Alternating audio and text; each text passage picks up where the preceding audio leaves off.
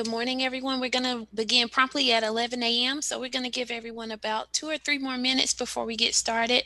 Please make sure that you keep your cameras off and your microphone muted during the session. We're going to use the chat features if you have any questions that you want to pose to the presenter. And so we'll get started in about 2 more minutes.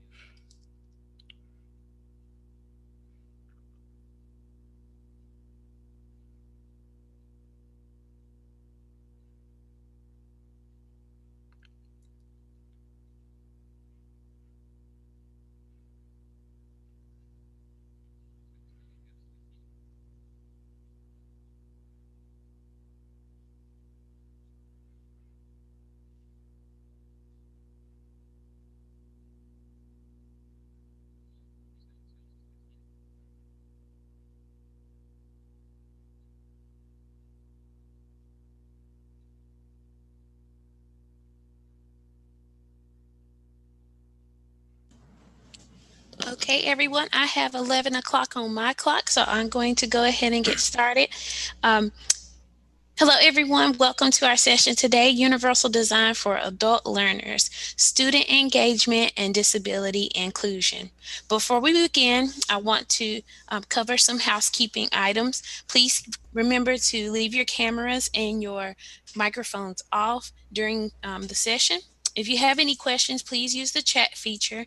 We will get to as many of them as we possibly can at the end of the session. Also, following this session, we will break for lunch until our panel discussion at 12:30. During the lunch break, we will be playing a selection of music behind the movement. So feel free to log into the panel session early and join us. And now it is my pleasure to introduce our presenter for today, Dr. Shivaji Kumar, Digital Accessibility Specialist at Amherst College. Dr. Kumar is currently employed as the Digital Accessibility Specialist at Amherst College and previously instructed a faculty course in political science. He is a screen reader user and has a PhD in political science and an MS in information technology. Whenever you're ready, Dr. Kumar, let me know and you'll be able to share your screen. Thank you for that kind introduction. Really appreciate it. Good morning, everyone.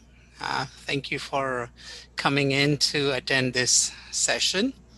I really appreciate. I see that so many people are joining in. So that means there is a tremendous amount of interest in this topic. And this is something that I have been thinking about and trying to do some research on. So today's presentation is sort of a first public viewing of my long time thinking and some preliminary research that I am doing or have done. as you just heard, I am at Amherst College, employed as an accessibility specialist. And previously, I've been a faculty, full-time faculty, but in a different career, so to speak. I was a political scientist, got a PhD, taught for several years, both at undergraduate and graduate schools, and then decided to change my career and get into this new field that I always thought was very dear to me. I am, as you heard, I'm a screen reader user. So what that basically means that I am a person who is visually impaired. And so I thought making a career switch would be one way to contribute to this emerging field. So let's see how I am doing and whether I am making any contribution. You would tell me by the end of the session today. All right. So I'm going to share my screen.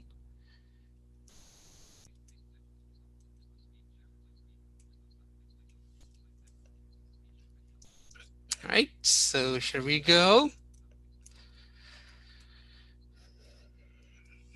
Um, so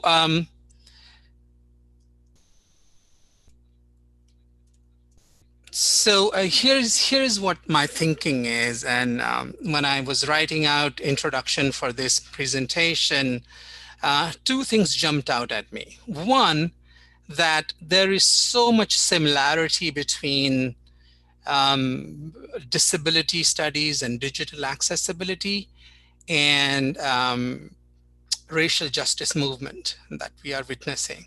So obviously there is a tremendous amount of overlap between equity and inclusion and disability studies and disability practices.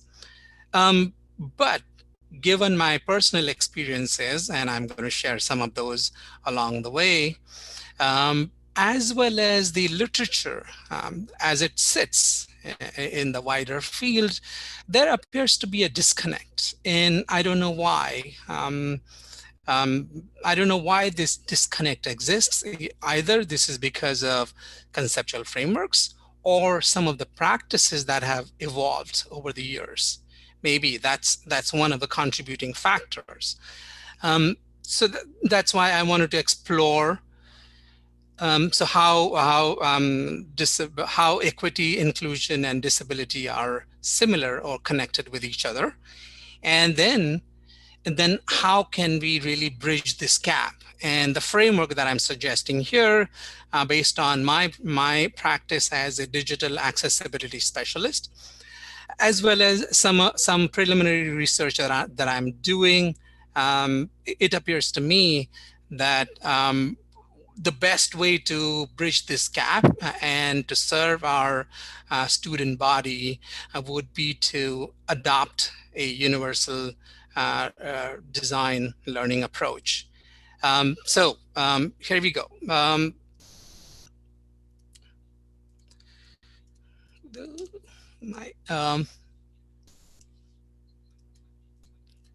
Just a minute,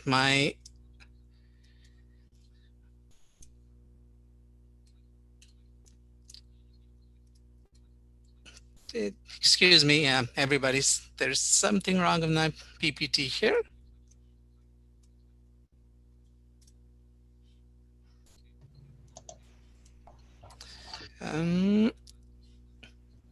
Here we go. All right, so for some reason it is not reading my my content, but I remember the content anyway. So I just wanted to get some facts out there, some data, and so one of the data is that about 20%, close to 20% or 1/5 of the American population, according to 2010 census, has some form of disability. And what that basically tells is that it's a huge minority, but it is a significant one. 1/5 of the total American population. That's a large number. And the other number is, and that's more relevant here for our conversation today, um, that's the 12% of the total undergraduate student body is disabled. And you know, those of you are in the practice of giving accommodations to students. Um, when students get to the college, um, there is a very different set of expectations they have to live by. And when they are in high school, everything is taken care by either by the parents or the plan that the accommodations person puts together at the high school level. But once they get to the college level, they have to self-disclose, have to take control of their learning, and as part of that, they have to um, they have to they have to make a decision whether they want to self-disclose their disability, right? So in that respect, um, so there is a so this is a large number of folks who are there in higher education.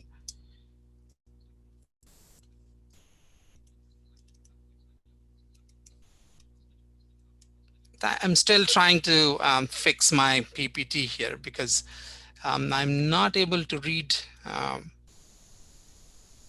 the data on the.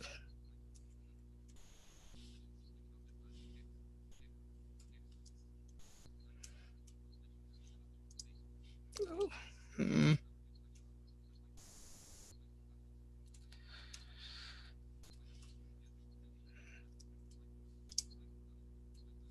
uh, um, Dr. Kumar, while you're working on that, I do want to remind everyone that we do have the chat feature if you would like to post any of your questions there. Um, and we'll just give him enough time to get his slides up, or if you're going to read from your slides, that is fine as well. I just wanted to make sure I reminded all of the participants that we do have that option there.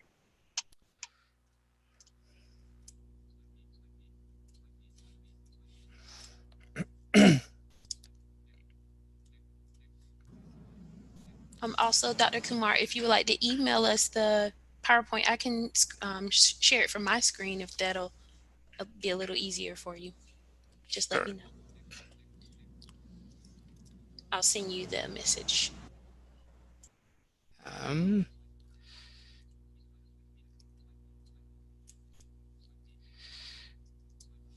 so here is something I wanted to share. I still cannot read it, but let me try. But you guys can see it, right? No, it is not shared on the screen right now. We see your camera. Okay. You'll have to share again. Okay, there we go then.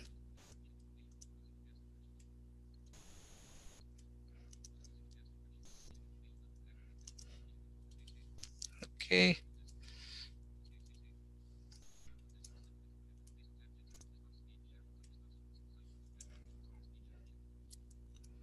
There we go. Um, Yes, we see your screen now.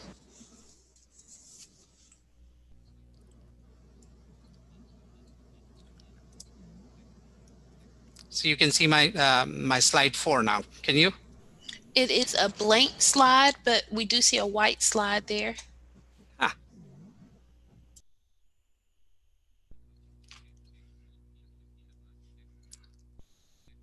my apologies.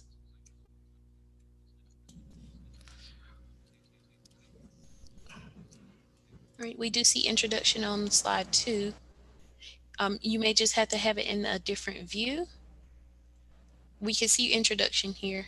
Okay.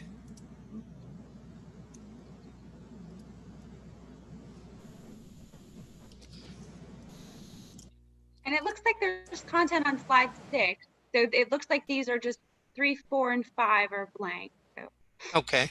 helps. Eh, how about 3? Nope. I think it was the 2 more, I think, had the content on it. Yes, if you proceed to slide 6, I did see text there. There you go. I see data on disabilities.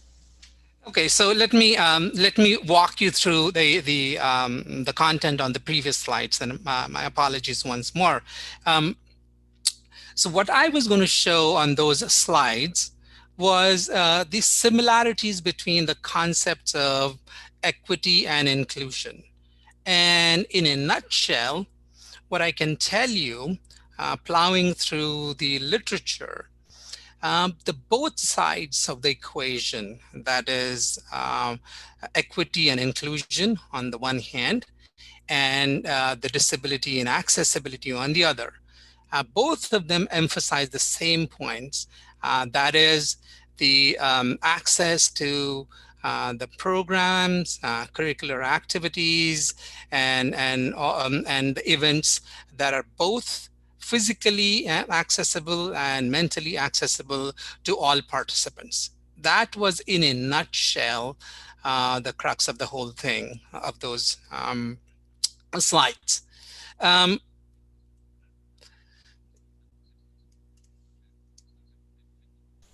oh, here you go. Sorry. So now what I wanted to show you was that given this similarity between the two sides, so there are these other real world events taking place, and one of them was the more recent court case in the University of California. And what they did, or what the plaintiffs did, was to claim that UC's use of ACT and SAT discriminate against people with disabilities. Uh, Disabilities for sure, but race and class was one of the driving features, and one of the another argument was that these students who were either disabled or came from racial minorities, they didn't really have the resources comparable to their wealthy peers. So then obviously there were tremendous disparities in the ACT and SAT scores.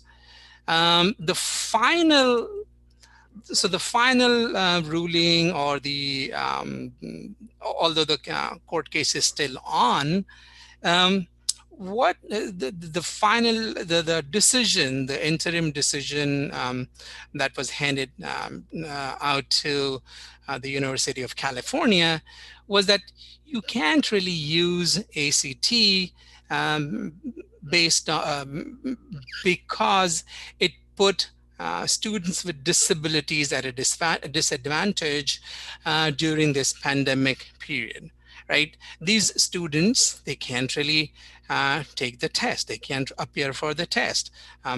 Test centers are closed. Um, or even if they did manage to reach the test centers, there are so many factors that can put them at risk, and therefore taking these tests would really affect their health and obviously their overall scores. Um, and we are all from higher education. We know University of California is a large and influential higher ed institution, and any such far-reaching decision from the court has um, has tremendous consequences for the higher ed landscape in general. Um, so the real world is moving on, and in this pandemic there are some losers and there are some winners, and in this case I think students with disabilities, as well as racial minorities and people with fewer resources, are the winners in this particular case. Um, so I just wanted to show you the racial, the breakdown of the data according to races within the U.S. Admittedly, this data is not from post-secondary institutions. This data is about high schools. So if you look at these numbers, American Indians, Alaska Native, they're 17%. Black students are 16. White students are 14%.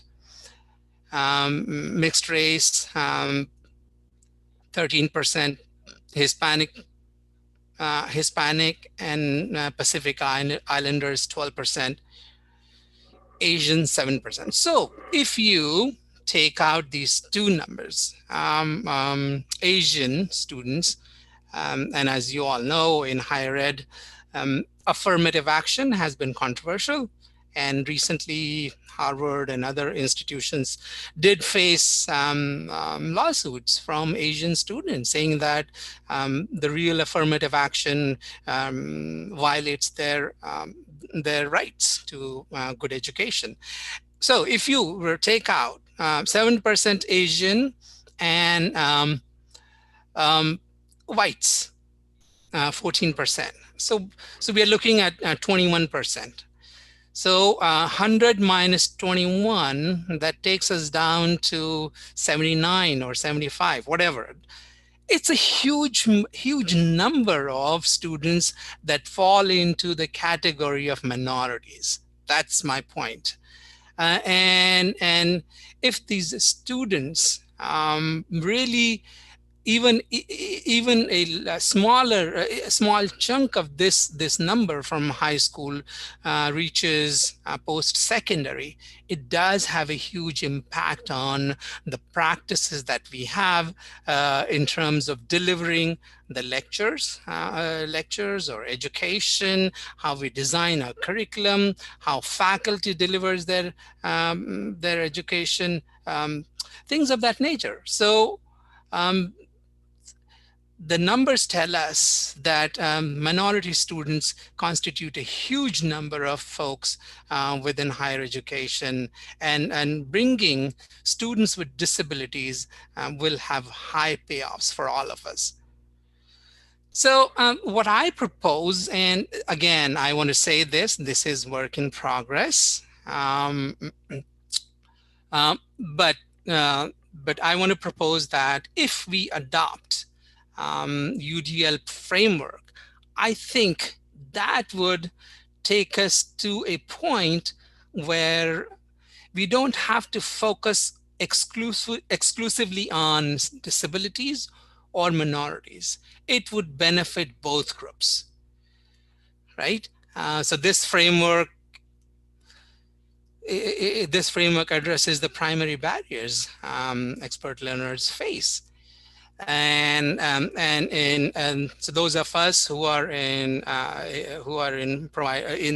the field of providing accommodations or making websites and digital content accessible know this, that one size fits all kind of an approach doesn't really help. And it is true for even the curriculum side, the faculty side. And if you approach higher education from a rigid, inflexible approach that, I have developed this curriculum and this is the best curriculum and it would suit everybody, that doesn't really help many people. In fact, most faculty, and having been on the faculty side, I can tell you, we target average students, right? And so what we do is to design our syllabi to serve this average student. But not 100% of our students are average students. There are some students who come to us with with different sets of skills, different resources. Not everyone is on that average spectrum. So what I did, and here is my contribution, and I would be really eager to hear from all of you whether it makes sense or not, and whether I'm making any headways. Um, so what I did, so this is a new tool called Otter AI. So this is an automated tool that we integrate with Zoom. Um, so and it generates automatically transcription of what we are talking. So we don't really need any live captioner. Um, so um, So my approach was to reach out to the faculty and see how this tool could be utilized for engagement, the wider student engagement, as well as meeting our captioning / transcription requirements. So I found two takers within our faculty community to pilot it for general student engagement. So they're basically they basically integrated this tool within Zoom for their live lectures, and they opened it to all. They talked about it to the class, and they said, okay, you should use it along with my live conversation with you within the class as part of the class presentation. 3 faculty are using it for accommodations. So they are using it for a particular student who has asked for captioning / transcription for those courses. Uh, but um, but but here's the thing, that all the 5 have opened the use of this tool to all students. They told all students, as well as these three faculty who are using it specifically for accommodation purposes. So the tool is open. All students enrolled in the courses can click on the box and they can see live transcription of the lectures. Here are my results. The couple of caveats here. As with any other artificial intelligence automated driven tool, obviously the accuracy rate of transcription is not 100%. The best accuracy you can expect is up to 90%. That's what they claim. But there are several factors involved in that. What's the accent of the faculty? If there is a foreign faculty, the tool may have difficulty in picking up the words and accent. And depending on what kind of environment you're talking from, if there is a lot of background noise, then obviously transcription may not be all that accurate. So with all that caveat, here are my results. So in 3 courses, students reported themselves, and these are reports coming from when faculty have one-on-one conversation with students via Zoom, right?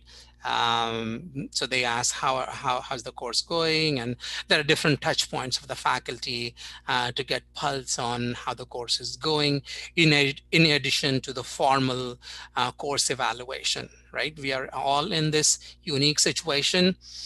So the faculty want to get a pulse from the student as to how the course is going. So 3 courses, students are reporting that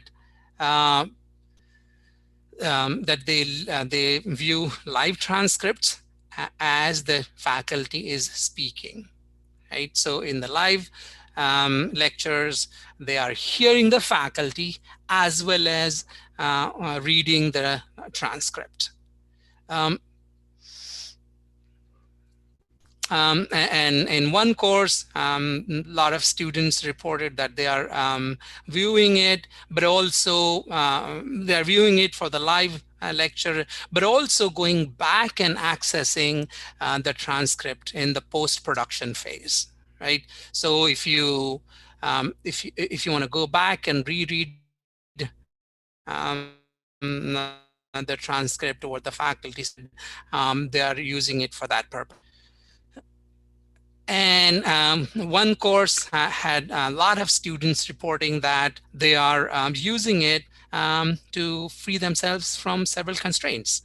And one of those constraints is that you are listening to the faculty, you're watching the faculty deliver live lecture, but then at the same time you have to take notes.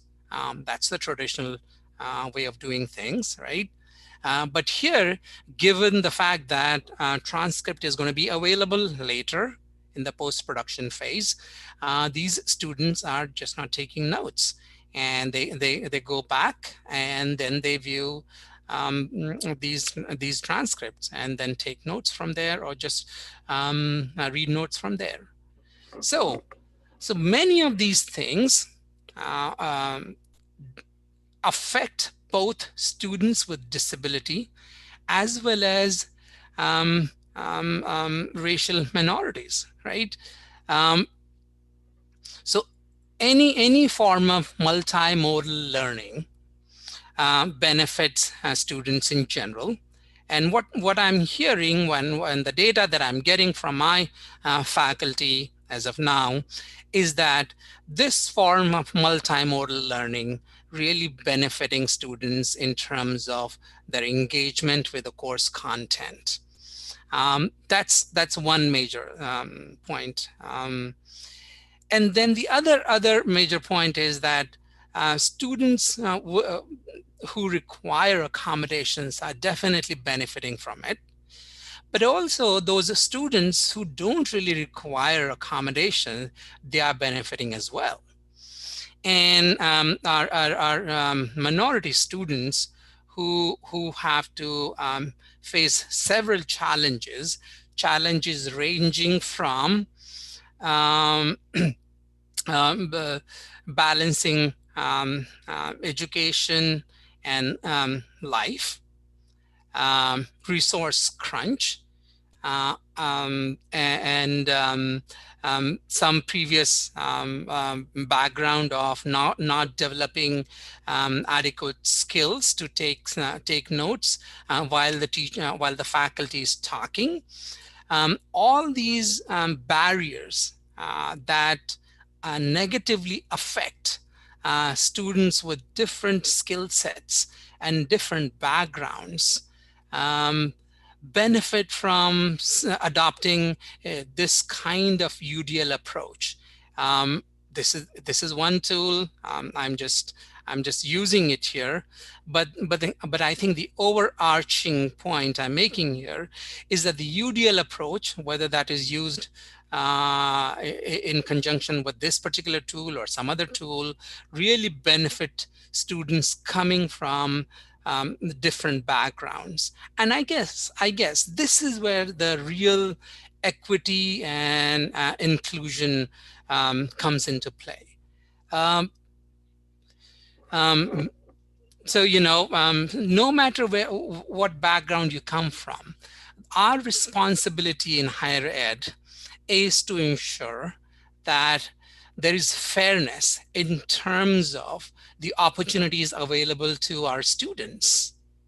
And that's my thinking. That was my thinking, and this is what I thought I would bring out in my research. So here I am on the last slide.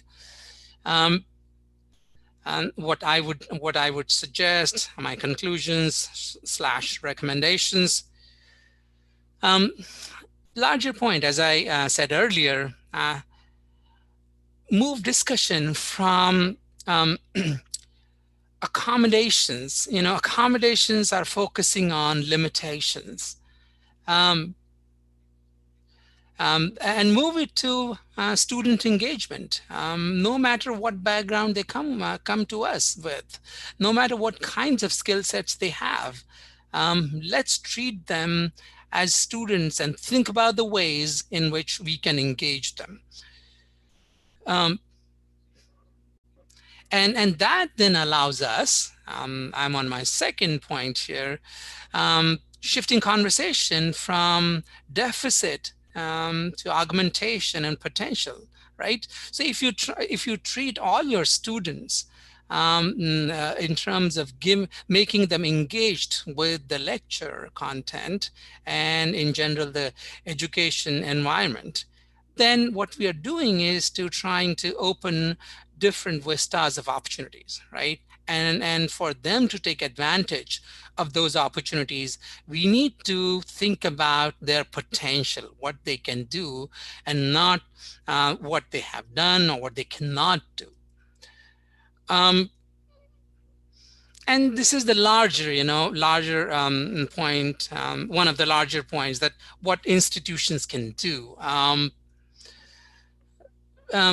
so so these days, for some reason, those who have been working on equity and inclusion specifically, they have been focused on this for a fairly long time.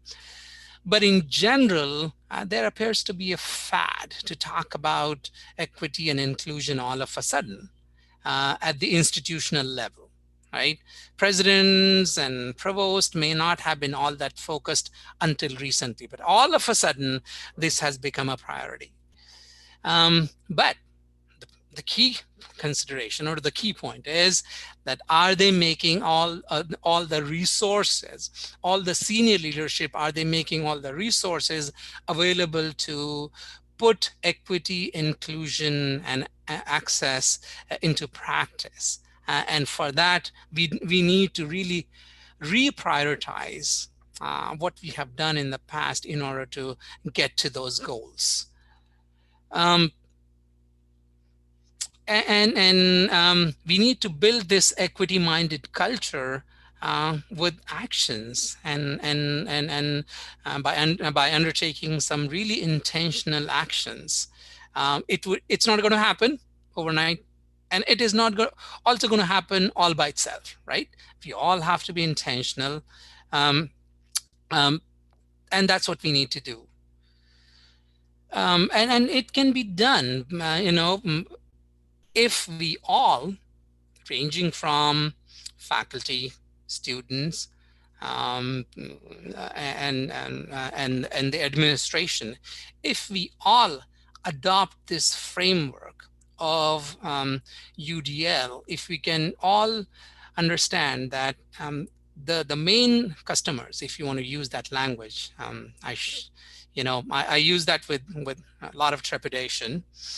But if you want to serve our student body, we have to reach a point where everyone benefits. And everyone benefits when we think about student engagement, regardless of their background.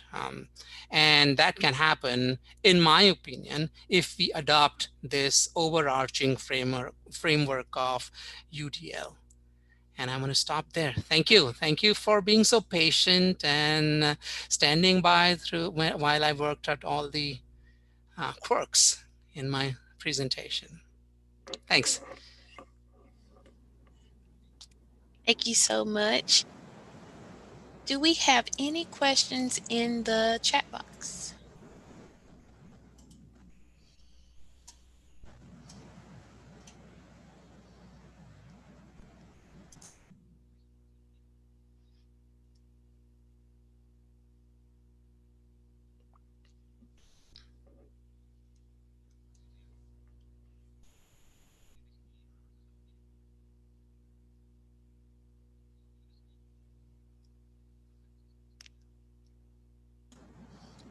Okay, I'm not hearing that we have any. I do want to make sure that you all are aware of the lunch that starts at 12 o'clock. During that lunch break, we'll be playing selection of music, and we'll also at 12:30 be having a panel discussion.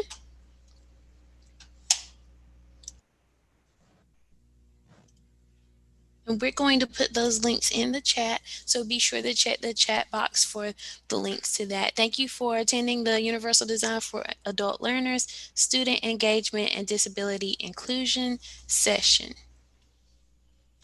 Real quick, I just want to jump in.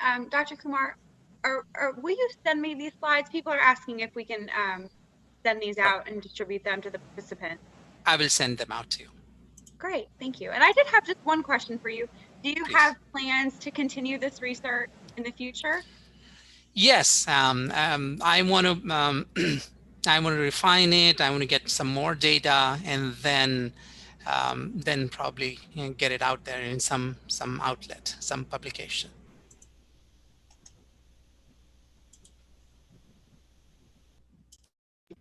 We did Thank have you. one more question. I'm so sorry. We do have one go more for question. it. Just someone's asking about success with leadership, leading a top-down initiative for equity for students with disabilities. So how do you get that buy-in, from the leaders on your campus? Do you have any? That's a tough one, and I often deal with that question in my own profession here, right? So one way in which we all can leverage our resources and get a buy-in from the leadership is to adopt a two-pronged approach. One, that we are here to serve our students. And numbers help always, right? Leadership always loves numbers. So, so when I say that we are all here to serve our student body, show that this is the number this is the number of students that really benefits from the equity programs and actions that we take. And B, and so if we don't have these, and here are the numbers, then the real hard numbers that they really care about. If we don't do these actions, or we don't put these programs into place, then here is a certain number of students that will not attend our institution, and that will ultimately adversely affect our bottom line. Right? The money will not come in, and the money comes in different ways. Money comes from tuition, but also money comes from a lot of grants and aids from federal and state governments. And if you don't do these equity-based things, then you run the risk of losing all that money. Okay, I believe we have a few other questions. I do apologize if I've overlooked anyone's questions. You mentioned UDL and equity being a fad right now among college administrations. Any suggestions for moving that to an authentic approach? To an authentic approach. I'm trying to understand what authentic approach would be. Okay, here's how I understand the question. By authentic approach, I am understanding that, have the folks who are the beneficiaries of the UDL and equity and access be the spokespersons for that kind of that kind of policy or action at our institutions. So here's how I look at my position, and I think I am being authentic here. One, that in my practice, I am at once a producer of digital accessibility, because I'm specialist. I have master's degree in information technology. I can diagnose, I can fix, I can suggest fixes and things like that in terms of digital accessibility to both faculty and other folks, right? But at the same time, I'm also a consumer, right? I'm visually impaired and I use screen reader.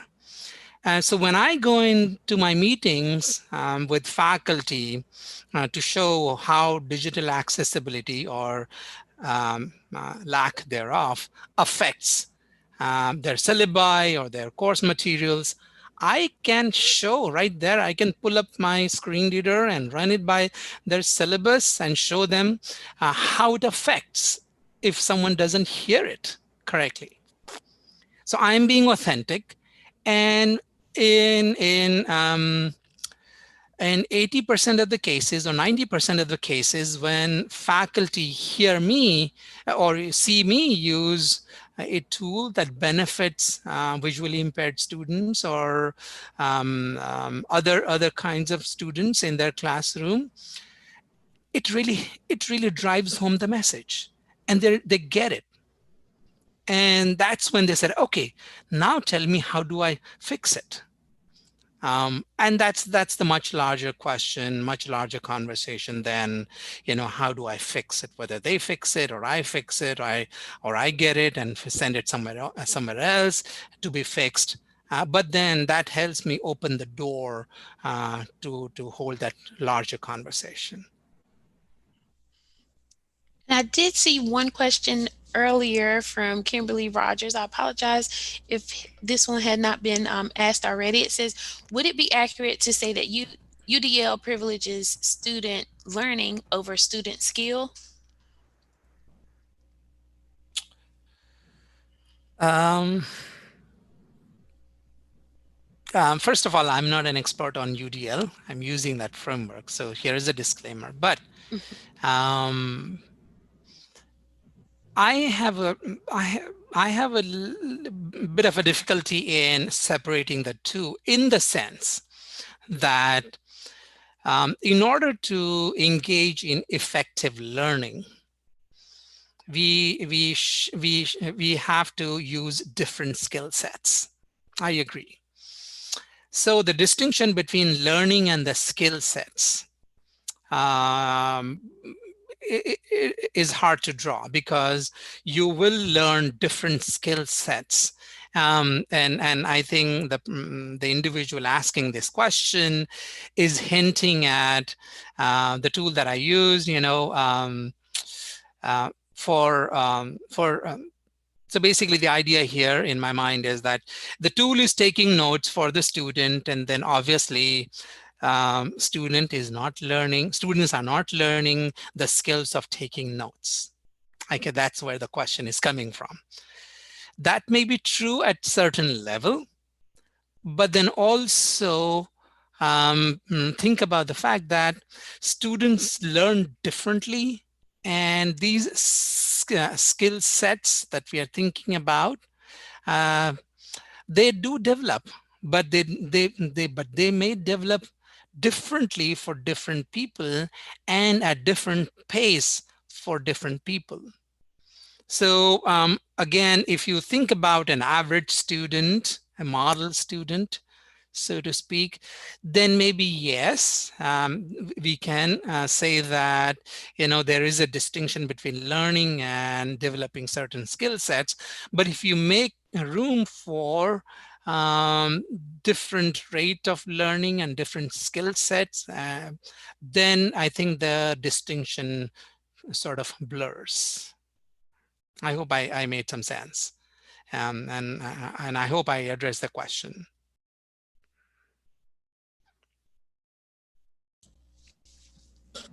Thank you so much, Dr. Kumar. If there aren't any more questions, it looks like we slowed down with the questions a little bit. Um, we appreciate everyone participating and being a part of our session today. Remember that we do have lunch at 12 o'clock, but we also have our panel discussion at 12:30, and we would love you to join there. Thank you so much. And thank you, Dr. Kumar. Thank you, everybody. It was Thank great you so presenting much. here. Thank you. Thanks.